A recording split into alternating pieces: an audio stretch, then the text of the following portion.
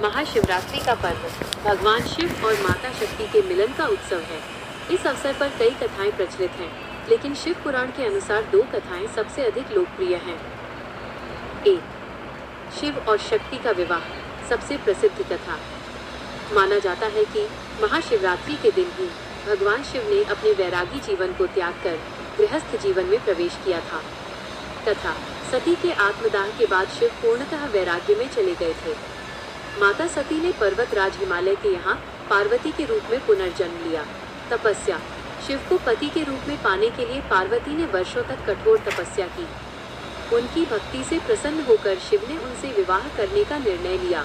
विवाह, महाशिवरात्रि की रात शिव की बारात निकली, जिसमें भूत प्रेत, देव दानव और पशु पक्षी सभी शामिल हुए। इसी पावन तिथि पर शिव और शक्ति का मिलन हुआ, जिसे हम उत्सव के रूप में मनाते हैं। 2. शिकारी और बेलपत्र की कथा। यह कथा महाशिवरात्रि के व्रत और अनजाने में की गई पूजा के फल को दर्शाती है। प्रसंग, एक चित्रभानु नाम का शिकारी था, जो कर्ज न चुका पाने के कारण साहूकार द्वारा बंदी बना लिया गया था। रिहा होने पर वो शिकार की तलाश में जंगल निकला और एक बेल के पेड़ पर चढ़ गया। अनजाने में पूजा। पेड़ के नीचे एक शिवलिंग था, जो पत्तों से ढका हुआ था। शिकारी भूखा प्यासा था, अनजाने में व्रत हो गया।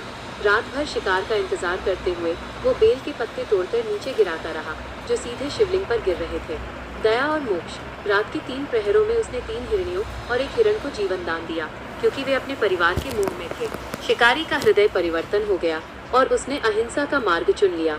परिणाम, अनजाने में किए गए व्रत और बेलपत्र अर्पण से प्रसन्न होकर भगवान शिव ने उसे दर्शन दिए और उसे मोक्ष की प्राप्ति हुई। 3.